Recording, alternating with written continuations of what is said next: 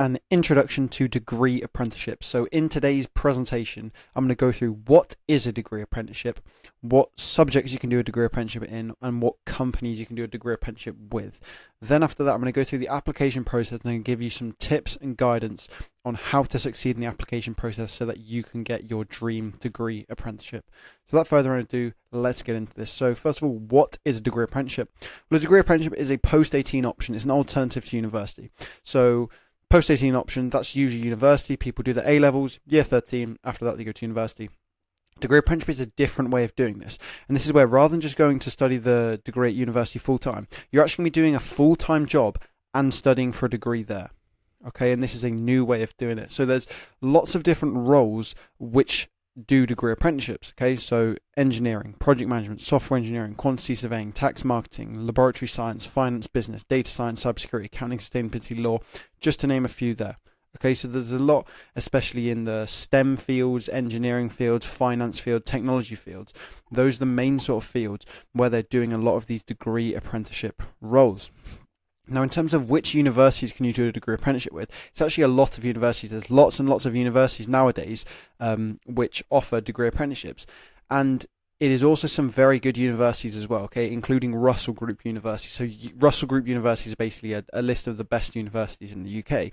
There are actually quite a few Russell Group universities which offer these degree apprenticeship schemes. So, for example, you've got Warwick, Exeter and Queen Mary in London. They're all Russell Group universities and you can go and do a degree apprenticeship with them. It means you're going to get a free degree alongside a full-time job, and it's going to come from one of these really high quality Russell Group universities. If the reputation of the university is like something you really care about, then that's that option there which is available with degree apprenticeships. Now, with the degree apprenticeship, as I said, you're studying for a degree alongside a full-time job. So you're sort of going to be signed on with a company. Okay, you're going to have a contract with a company. You work for them, and they're sort of helping to fund your degree. Okay, so what sort of companies can you do a degree apprenticeship with? Well, here's just a few of them here in specifically the engineering, finance, and technology sectors. JLR, Rolls-Royce, Amazon, Deloitte, Siemens. A lot of the big four companies, especially for finance, PwC, EY. Right, you can do degree apprenticeships with them. Some of the biggest tech companies like Amazon, right, you can do degree apprenticeships with them. And then the engineering companies, JLR, Airbus, Siemens, right, Rolls-Royce. Lots of opportunities there for really big companies you can do degree apprenticeships with. And it's not just the big companies. There are loads of small local firms, small businesses who also hire degree apprenticeships. But I just wanted to put some of the biggest names on here because likely quite a few of the names on this slide you're going to know yourself. You actually have the opportunity to work for some of these companies at the age of 18. That's going to be an amazing experience you're going to be getting on a degree apprenticeship with some of these companies like JLR, like Amazon, like Deloitte, that sort of thing. Okay, so I just want to cover this first before I get into the positives of a degree apprenticeship. Why shouldn't you do a degree apprenticeship? Okay, because I'll be honest, degree apprenticeship is not for everyone. Okay, so why shouldn't you do a degree apprenticeship? Just to exclude you, first of all, if you're listening to this, you're not sure, is degree apprenticeship the right path for you? First of all, if you don't want to work just yet, it's not for you. Okay, because with a degree apprenticeship, it's going to be you do your A-levels, finish year 13, and then you're basically in a full-time job from the age of 18, 19, 20, something like that. And then you're going to be working for the next 3, 4, 5 years. Okay, so if you don't want to work just yet, it's not for you. If you want to go to university, have the university experience, chill out for a bit, like just do the stuff people do at university where you just go out and all this sort of thing, then it's probably not for you just yet. Because if you want to just have 3 years of that, then it's fine, go to university, do that normally. Okay, degree apprenticeships, you need to be ready to basically work full-time job, 40 hours a week, like 25 days holiday per year. Every other day apart from that is working. Okay, so if you don't want to work just yet, it's not for you. Also, if you don't want the responsibility, it's not for you either, because on a degree apprenticeship you're going to be working on real life projects. Okay, so for example, I'm doing an engineering degree apprenticeship. I've been designing things that have been built. I've seen drone footage of this being built on site. I am responsible for real life projects, doing real life work. If you don't want that responsibility on you just yet, then the degree apprenticeship isn't for you because you're going to be working on those real life projects. And then finally, if your chosen career path isn't available as a degree apprenticeship, then you can't do one. Okay, so this list here is just some of them. There are a few more which you can do. For example, the medical doctor degree apprenticeship, that's one that's just being brought about now. But if, for example, you're looking to study 20th century American history, you're going to have to go to university. Okay, they don't do a degree apprenticeship for that. If you want to go and study Mandarin Chinese, right, you're going to have to go to university. If you want to study astrophysics, right, you're going to have to go to university. Okay, so that's the other boat, basically, for people who shouldn't really do a degree apprenticeship. Is if you're looking to do something really specific, like 20th century American history or Tudor history or geography, potentially something along those lines, then there's not a degree apprenticeship for you. Then it is what it is. You have to go to university. Okay. So, degree apprenticeships are now widely considered by professionals to be the better option, especially in the engineering and technology fields. Okay, I thought this was an important thing to put on here because I think there is a misconception that degree apprenticeships aren't as good as university.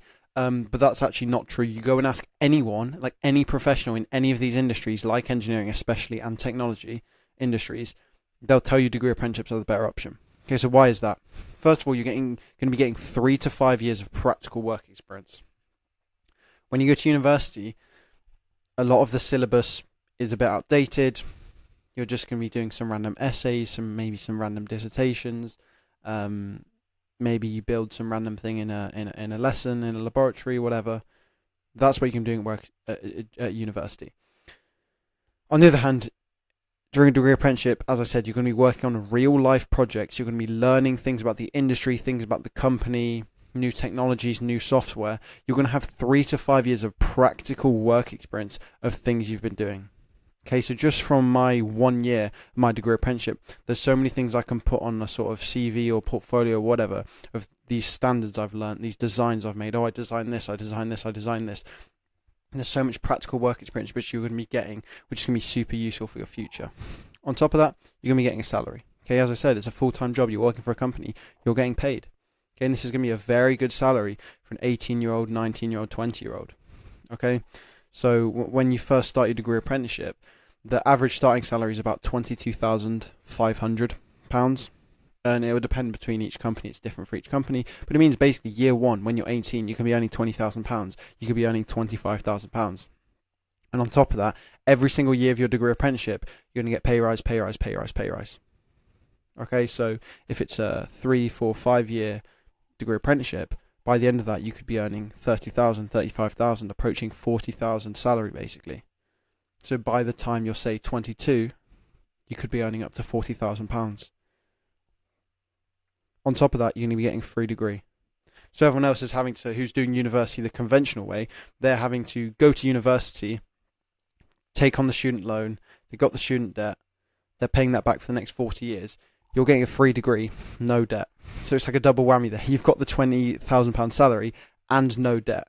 Okay, and this is going to give you a massive head start. Like by the time the graduates who are coming out of university when they're 21, 22, they're going to be in massive debt. They haven't had that salary and they've got no work experience. Compared to you, you've had 3 to 4 years of work experience. You fully know how the working world operates. You know how to do this, you know how to do this. You've got loads of experience. You've got a whole load of money in the bank. You've got no debt to your name. You've got a massive head start over all those university graduates. And you have the same degree. Like say you're doing a civil engineering degree at university. And then on like the other hand, you've got someone who's doing a civil engineering degree apprenticeship. They've got the exact same degree, but the one doing the degree apprenticeship is going to have a massive head start, miles ahead, because they have all this work experience, they have that salary, they have no debt. So you're going to have a huge head start of basically all your peers, everyone else your age, who's like 99% of them have gone to university. You're going to have a massive head start. Okay, and also they can be fun as well, because it's like maybe by the time you finish A levels, you're sort of fed up of just learning stuff all the time, because that's what university is basically. You've got to go in your lectures, do your assignments, and that's basically what you're doing for the next 3 years. Congratulations, you've just paid to go to school again. Whereas degree apprenticeships, it's like you're not just doing that theoretical stuff, you're applying stuff practically, you're working on projects, you're designing things, you're maybe coding things, right? It depends on what industry you're going into, right? But this is what I found personally for me is I didn't really want to do any more just academic learning for the next 3 years, because I was sort of fed up with secondary school by the time. Like I'd done all the learning I wanted to do. I wanted to go and do things. I wanted to work on some projects. I wanted to build things or whatever, design things, right? I wanted to do something. So they can be fun as well. So that's why degree apprenticeships are such a good package, and why they're actually considered by professionals to be the better option. So many more and more and more people these days are hearing about degree apprenticeships, and they're taking a look because it's a very intriguing package. So Here's a question you might be asking. Aren't degree apprenticeships really competitive to get into? Okay, spot on. That is correct. Okay, so you've likely heard that. Degree apprenticeships are really competitive to get into.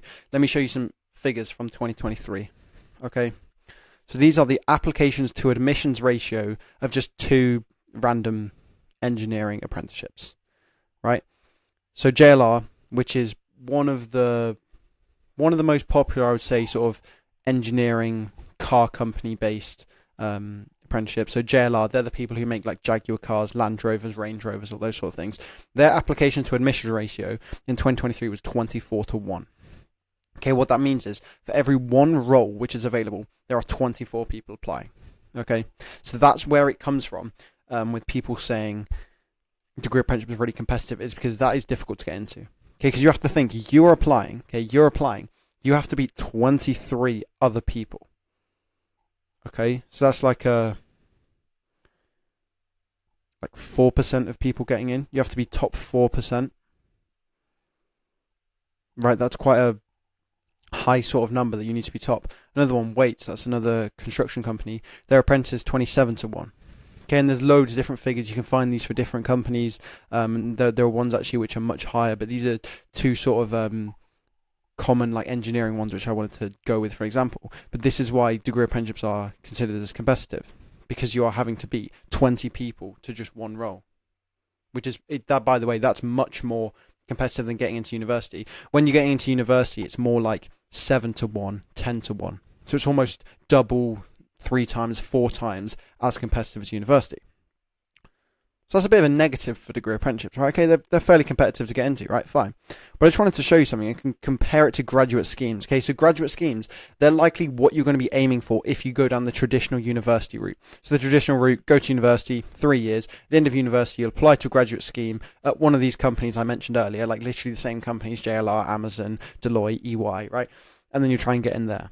Okay, so it's like there's 2 different ways of doing it. Either you get in at the start as a degree apprenticeship, or you go to university and then get in as a graduate scheme. So it's like either way, you have to do either a degree apprenticeship or a graduate scheme, basically. Well, have a look at some of these ratios here. Look how competitive graduate schemes are. For engineering, like the sector overall in 2018, it was 40-1. Okay. 2017 overall, it was 50-1. In finance specifically, in 2018, it was 100-1. Right? So you're starting to see degree apprenticeships are actually a kind of a sensible option, right? Because although, yeah, it's kind of difficult to get in at the start because they're competitive, but if you get in to a degree apprenticeship, you're basically then set. Because when you do a degree apprenticeship, by the way, you're almost always guaranteed like a permanent job at the company. When your degree apprenticeship ends, you're almost always guaranteed to just stay on at the company. 94% of apprentices are offered to stay on at their company. So that's again why I said earlier, you're going to have a head start of these graduates. These graduates who are trying to get into these graduate schemes, they're up against 50 people for 1 job, right? They're up against 99 people for 1 job.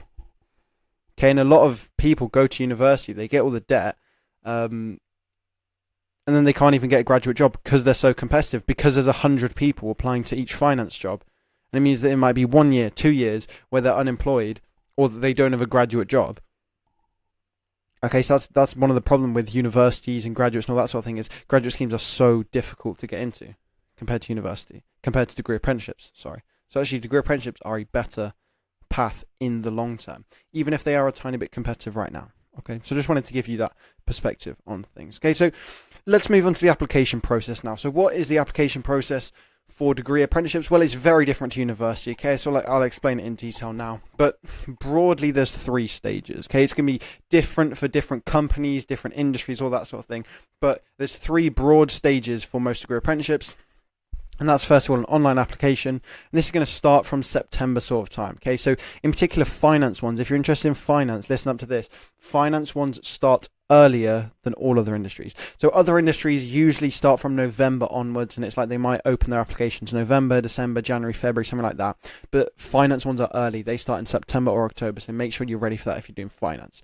Then usually once you've passed the online application, you've done that. I'll explain what it constitutes in a second. There'll then usually be a sort of intermediary stage. Could be online testing, could be a video interview. That'll happen a few months after that. And then there'll be an assessment centre. That's like sort of the final stage where you have to do an interview and all that sort of thing. And that's usually a few months after that. So it's broadly, of course, it's different for different apprenticeships, but it's broadly those 3 stages in the application process. Let's go into that in more detail. Online application. So when the vacancy opens, anywhere from September to January or whatever, then these are the things you're going to have to put into online applications. So you're going to have to put in things like your personal details, your qualifications. So this is like your GCSEs, your A-levels. A lot of degree apprenticeships, they're going to have A-level requirements for grades. But something just to note here is grades for degree apprenticeships are actually much lower requirements than university. So for just say a set university course, you might need 3 A's or you might need an A star and 2 A's. The degree apprenticeship equivalent is probably just going to need a BBC or a B and a C or 3 C's, something like that. So degree apprenticeship grades are actually a lot easier to get into. That doesn't mean if you're getting 3 A's or 3 A stars, doesn't mean you shouldn't go to a degree apprenticeship because like, oh, it's worse. It's like, I got 3 A stars and I'm doing a degree apprenticeship. So it's like, just because the requirements for a lot of them are a B and a C, it doesn't mean like you have to be getting a B and a C. It's just, the point is, for degree apprenticeships, they don't really care too much about grades. It's just, as long as you meet the minimum requirements, which is usually in the realm of like BBC, then that's all they care about. On top of that, you're going to have to submit a CV and a cover letter, which is some sort of like documents where you sum up your experience. And then also there could be application questions to answer. Things like, why do you want to work for this company? Okay, what do you know about this company? It might be 300 words, 500 words. You have to answer that question. So with this online application, a few things to bear in mind. Number one, this application process is completely separate to UCAS. Okay, so UCAS is obviously the set thing for university. You have 5 universities. You've got to write your like 4,000 character or 40,000 character, probably 4,000 character personal statement. You've got to write that, send it off, and it does it automatically to the 5 universities. This is completely separate. Okay, you can apply to as many as you want. It's not just 5. It's not just one thing. It's completely separate. Okay, so each company is going to have their own application process, and you apply separately to each one. So if you want to apply to Amazon, you go to the Amazon website, apply to them. You want to apply to JLR, you go to the JLR website, apply to them. Okay, you want to apply to Deloitte, you go to the Deloitte website, apply to them. And each one will have the different application processes.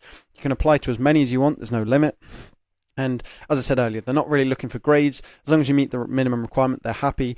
It's more about looking for work experience and skills. Okay, they want to see what work experience you have and what skills you have. Skills in terms of like teamwork, leadership, communication, right? Time management skills, dedication, resilience. So in your application, think about, how can I show to the recruiter, how can I show to this company that I have these leadership skills, I have this creativity skills, I have these communication skills, I have these interpersonal skills.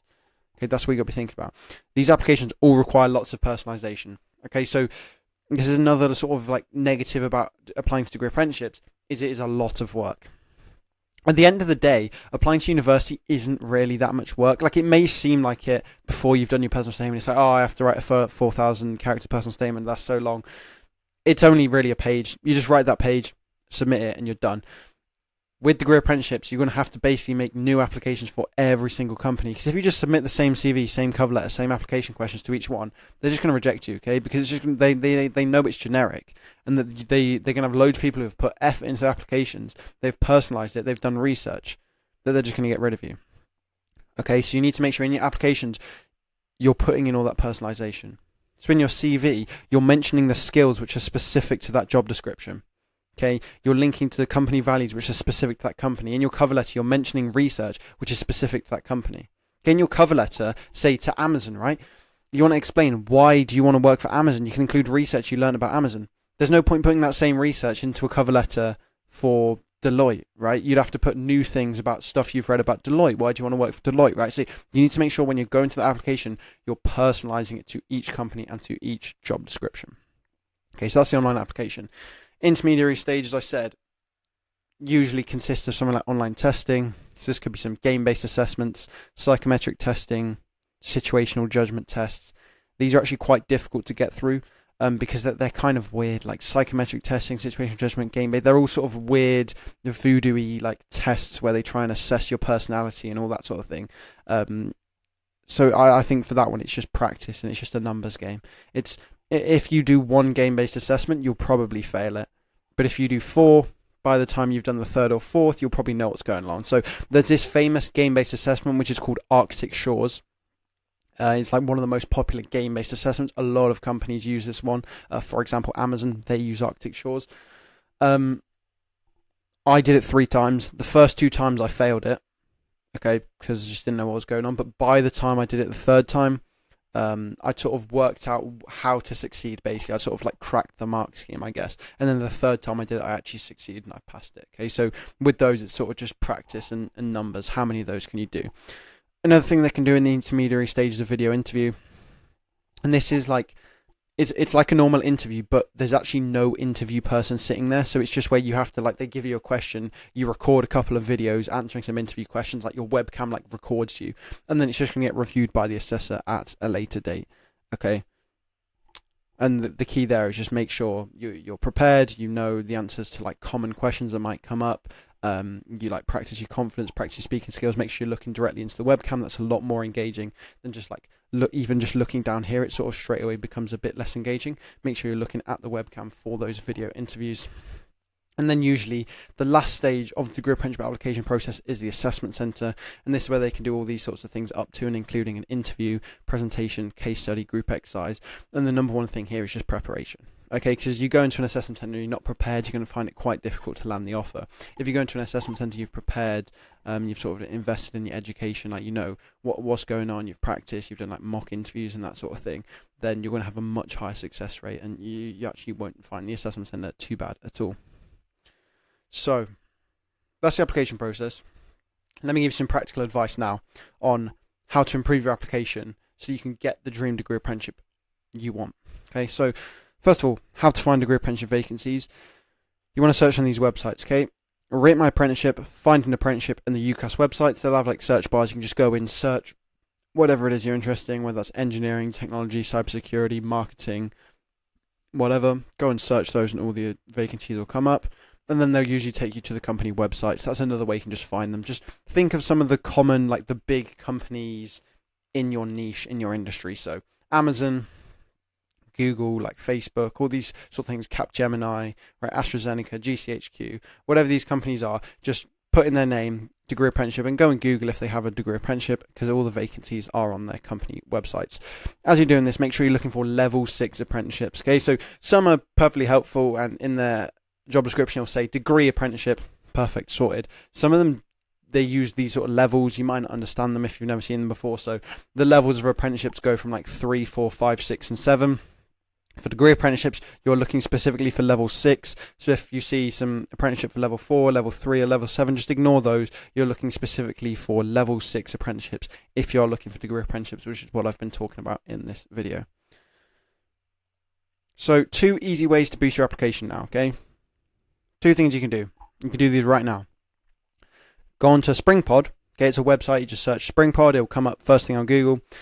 And you can get some virtual work experience. Okay, so go on to SpringPod. They'll have a whole list of virtual work experience, different sectors, cybersecurity, AI, civil engineering, mechanical engineering, aerospace engineering, marketing, HR, whatever it is. Just go on SpringPod. Go and find a virtual work experience. Go and enroll on one and do it. That's going to be really good for your application. It might take like 6 hours total, 8 hours total just to go through. So just maybe a weekend, a couple of evenings, go and do a virtual work experience. Second easy thing you can do to boost your application is go to a massive open online course, otherwise known as a MOOC. It's basically just a big course where you're going to be it's usually run by a university. You can do it online for free, and you're just going to learn so much knowledge. You're going to be able to put it on your application. 3 websites you can look for: Coursera, edX, and FutureLearn. Go on those websites and go and find a massive open online course that's relevant to the apprenticeship you want to apply to. So if you're applying to a cybersecurity apprenticeship, then go and do a course on cybersecurity. If you want to apply to a software development degree apprenticeship, go and do like a online course on like Python coding or like JavaScript coding or something. If you're doing a apprenticeship on aerospace engineering, go do a MOOC on like how planes fly and aerodynamics or something like that. 2 easy ways you'll be able to put this application, really good experience, and it's going to show you've got some really good skills there. So when you're creating your application, you're going to have to make a CV. So I just thought I'd put a sample CV up for you now. This is what it's going to look like.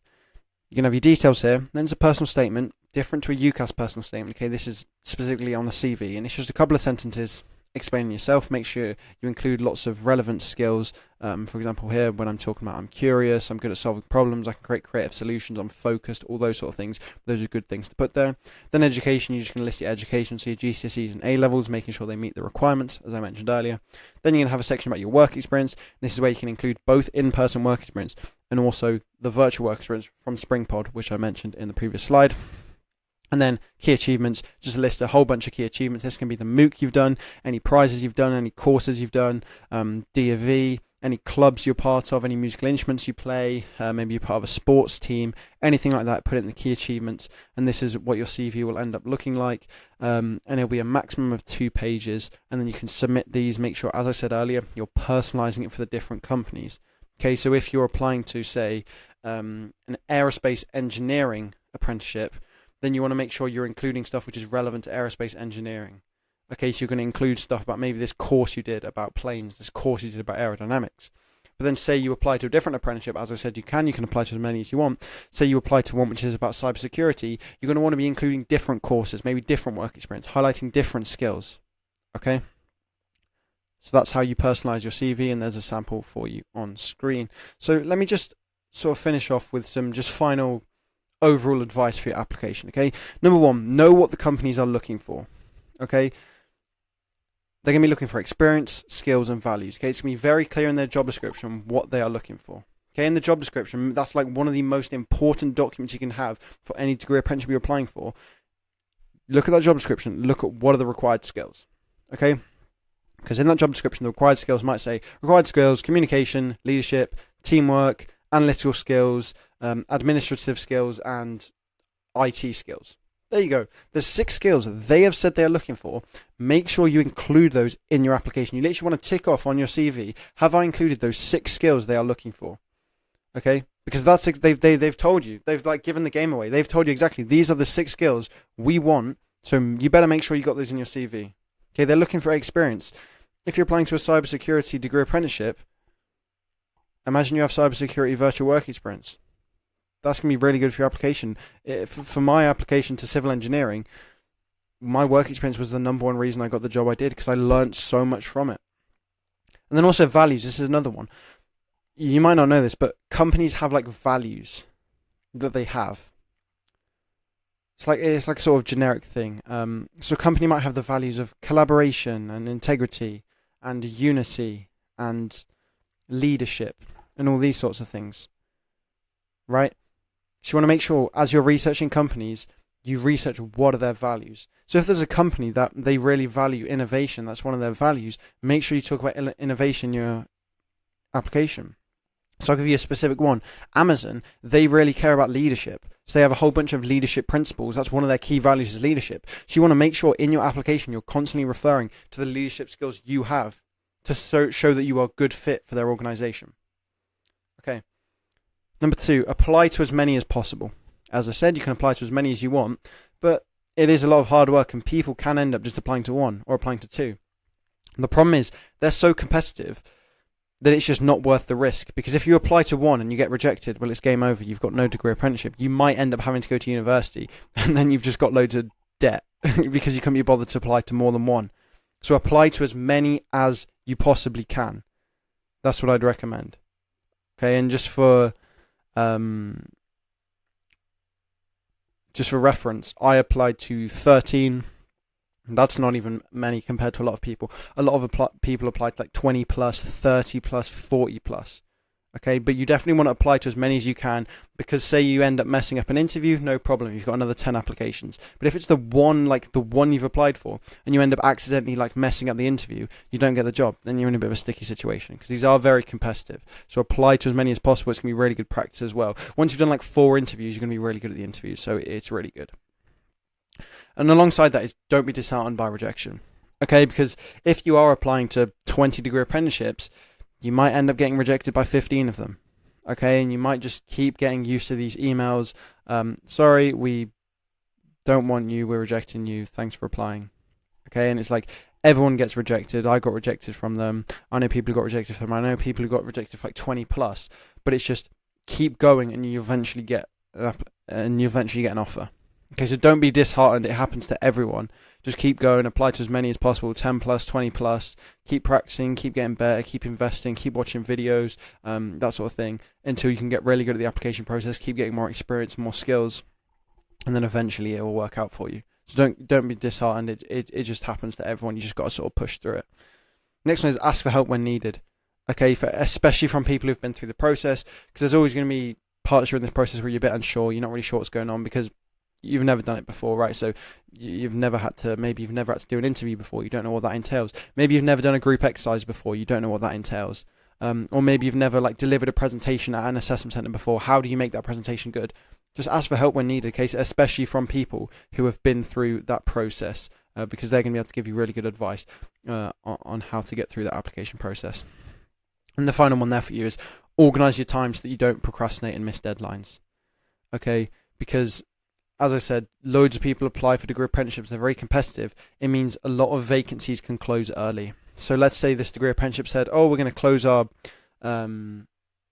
applications on the 4th of April. They could end up closing the middle of February. Like, genuinely, there are a lot of JLR vacancies last year which were supposed to close in start of April, that sort of thing. Some of them ended up closing mid-February, very early, 1.5 months early, because so many people had applied. So if you waste loads of time, you procrastinate, you don't get your CV done, you don't get the application in, you might miss the deadline, and that's that. They don't accept it past the deadline. They're not going to give you a second chance and let you, oh no, you were late, we'll just let you in, because it's a red flag for them. If you miss the application, you miss the deadline, then it's they don't really want to employ you, because how do they know that when you're working for their company, you're going to stick to project deadlines? It's just not reliable. That you don't seem reliable to them. It doesn't seem like you have time management skills. Okay, so make sure you're organising your time so you don't procrastinate and you get your applications in on time. So, final thing I want to go through now is the game plan. Okay, this is the game plan I used to get my 8 degree apprenticeship offers, and this is the best way of going through year 12 and 13. So, first of all, revise properly and do your best in all your mock examinations. Okay, whether that's year 12 and year 13. Because your mock exams are going to be what affects your predicted grades. So if you don't revise properly and you do really bad in your mocks and you're oh, they're just mocks, whatever, it's actually going to cause a lot of hassle, because you might have to do resits, right? You might have to do extra work in order to bump up your predicted grades. It's just going to cause a lot more work. So it's you might as well just revise properly, do your best in your mocks. It will save you the hassle later down the line when everyone else is doing resits and extra assignments to get their predicted grades up, okay? Then, once you've done well in your mocks and you got the grades you wanted, so you're pretty good, you don't have to do resets, you've got time, then use your year 12 summer to level up your application. Okay, and this is where you can do some of the things I said earlier, Spring Pod virtual work experience, get some of those MOOCs, also things like doing any presentations, getting a summer job, doing some volunteering. These are really good things you can put on your application. It's going to show the employer that you've got these skills. Volunteering is really good. Okay, because to do volunteering, maybe it's volunteering at a charity shop, you're going to need to have numerical skills, because maybe you're dealing with the change you're giving to customers.